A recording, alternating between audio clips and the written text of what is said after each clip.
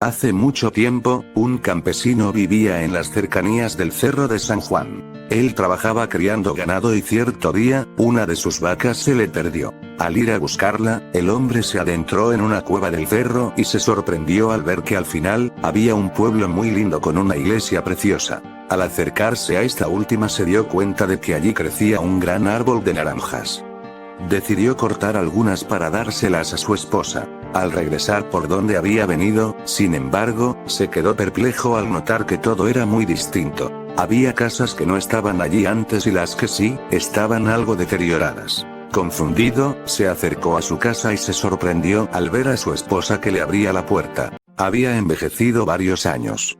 Su rostro, al verlo, fue de auténtico terror. Entre lágrimas le confesó que todos en el pueblo lo creían muerto, pues un día había desaparecido sin avisar a nadie y ya habían pasado 25 años desde aquello. Asustado, el hombre le dijo que solo se había ido un momento para buscar a su vaca y que había recogido naranjas para ella. Al sacarlas de su morral los dos se quedaron sin habla. Estaban convertidas en oro puro. Por eso se dice que cada 24 de junio pasa algo extraordinario en el Cerro de San Juan. Al final de aquella cueva se abre una puerta encantada, detrás de la que todo aquel que entra se queda encerrado por un cuarto de siglo.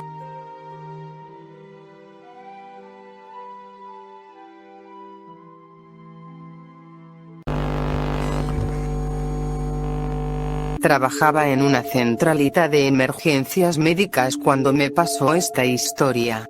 Alrededor de las 3 de la madrugada, nos llamó una señora mayor diciendo que no se encontraba bien. Intenté obtener más información de los síntomas como indica el protocolo, pero ella solo me decía: es que no me encuentro bien, ¿puedes mandar a alguien para que me ayude?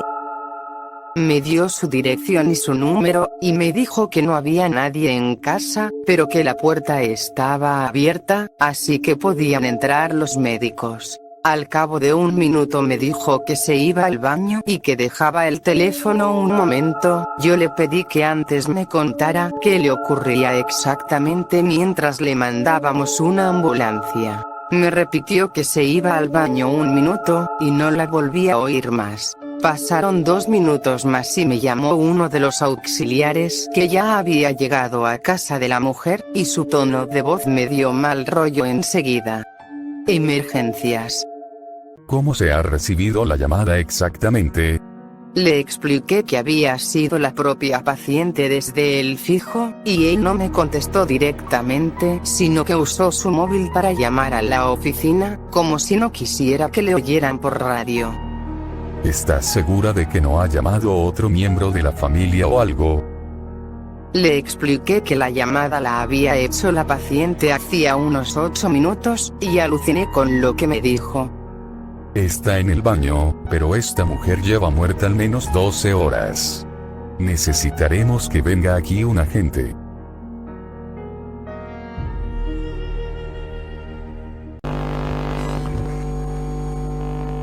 El palacio en el que a mi sirviente se le había ocurrido entrar por la fuerza, en lugar de dejarme, malherido como me encontraba, pasando la noche a la intemperie, era una de esas construcciones que mezclaban la gloria y la melancolía que por largos años alzaron sus frentes arrogantes ante los Apeninos, tanto en la vida real como en la imaginación de la señora Radcliffe. A juzgar por las apariencias, habían abandonado el castillo recientemente, pero de manera temporal. Entramos en una de las habitaciones más pequeñas y de modesto mobiliario.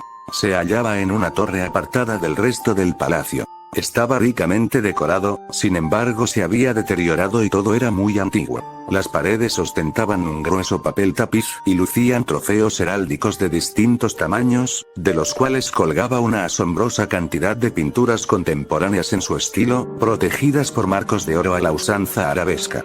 Despertaron mi interés de sobremanera y tal vez, mi emergente alucinación fue la causa. Aquellos cuadros que pendían no solo de los muros, sino también de unos cuantos rincones enclavados en la arquitectura extravagante de aquel edificio, lo volvía inevitable. Mandé a Pedro cerrar los enormes postigos de la estancia. Puesto que la hora era alta, encender el candelabro de numerosos brazos colocado a un lado de mi cabecera y abrir de par en par los pesados cortinajes de terciopelo oscuro, guardadas por festones que rodeaban la cama. Así lo quise yo para poder, en caso de no conciliar el sueño, distraerme contemplando las pinturas y leyendo un volumen ligero, que habían dejado encima de la almohada y que abordaba su análisis y crítica. Estuve leyendo por largo tiempo, mirando los retratos religiosos con devoción. Las horas transcurrieron, veloces y en silencio, hasta que llegó la medianoche. La posición del candelabro me incomodaba, estiré el brazo con dificultad para no interrumpir el sueño de mi sirviente y lo acomodé de manera que su luz diera de lleno encima del libro.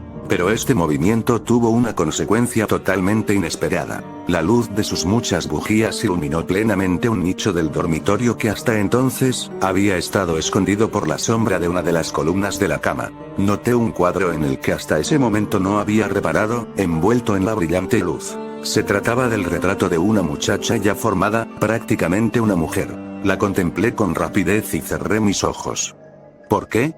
No fui capaz de explicármelo al principio, pero mientras mis párpados permanecieron cerrados, analicé el motivo. Había sido un reflejo involuntario para ganar tiempo y reflexionar, para cerciorarme de que no era un engaño de mi vista, para tranquilizar y preparar mi espíritu a una contemplación más lógica y serena. Al cabo de un breve instante, volví a mirar el lienzo con fijeza. Era imposible dudar, aun cuando lo hubiera querido. Porque el primer rayo de luz, al iluminar la pintura, había difuminado el estupor que me embotaba los sentidos, haciéndome regresar al lado real de la vida. El lienzo representaba, como ya mencioné, a una chica. Era un retrato de medio cuerpo, todo en su estilo. Llamado en lenguaje técnico, estilo de viñeta, revelaba el método de pintura de Sully en sus cabezas preferidas. El pecho, los brazos y las puntas de sus brillantes cabellos, pendían de una sombra tenue pero profunda, que realzaba la imagen. El marco era oval, preciosamente dorado y al estilo morisco. Probablemente no fuera la técnica de la obra, ni la impresionante belleza de sus rasgos lo que logró impresionarme de una manera tan inesperada y profunda. Me rehusaba a creer que mi imaginación, al escapar de su delirio, hubiese creído que su cabeza era la de una persona viva. No obstante, los detalles del dibujo, el estilo de la viñeta y la apariencia del marco, no dejaban lugar a dudas. Perdido en mis pensamientos, permanecí una hora sin apartar los ojos del retrato.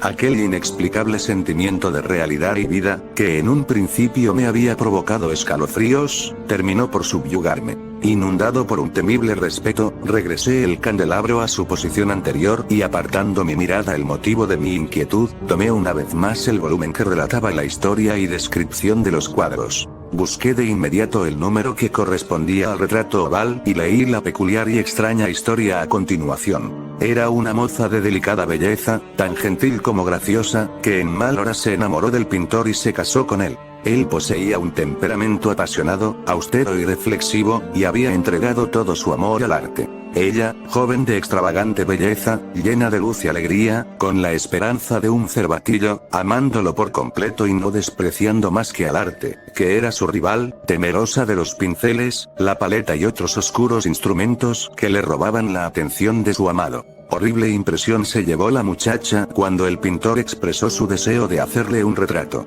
No obstante era sumisa, y muy humilde y así se sentó pacientemente por interminables semanas, entre las sombras de la habitación en la torre más alta, donde la luz se colaba hacia el inmaculado lienzo a través del cielo raso. El artista volcaba su gloria en esta pintura, que avanzaba hora con hora, día con día. Y era un sujeto perseverante, extraño, pensativo, que se dejaba llevar por sus ensueños, tanto que no se percataba de cómo esa luz, que penetraba de una manera tan lúgubre en la habitación, consumía la salud y la belleza de su esposa, que se apagaba para todos excepto para él. Y ella a pesar de todo, sonreía con más y más ahínco, al ver que el pintor, que gozaba de enorme fama, sentía un magnífico placer con su tarea, y trabajaba noche y día para plasmar sobre el lienzo la imagen de su amada, la cual con el paso del tiempo, se volvía cada vez más triste y enfermiza. Realmente, quienes contemplaban la pintura, murmuraban por lo bajo su impresionante semejanza, prueba irrefutable del talento con el que había sido obsequiado el pintor y del inmenso amor que sentía por su modelo.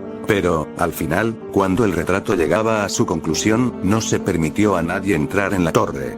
Pues el pintor había enloquecido por el fervor que le provocaba su trabajo y rara vez apartaba la mirada del lienzo, ni siquiera para mirar a su mujer al rostro. Era incapaz de ver cómo los colores que inundaban el lienzo desaparecían de las mejillas de su esposa. Y cuando hubieron transcurrido demasiadas semanas y no quedaba más que un pequeño detalle para concluir, únicamente una pincelada en los labios y otras encima de los ojos, el alma de la muchacha palpitó, igual que la llama de una veladora que está cerca de extinguirse. Entonces el pintor dio los toques y por un breve instante, se paralizó por el éxtasis del trabajo finalizado. Más un minuto más tarde, estremeciéndose, palideció de manera intensa, inundado por el terror y gritó con voz lastimera.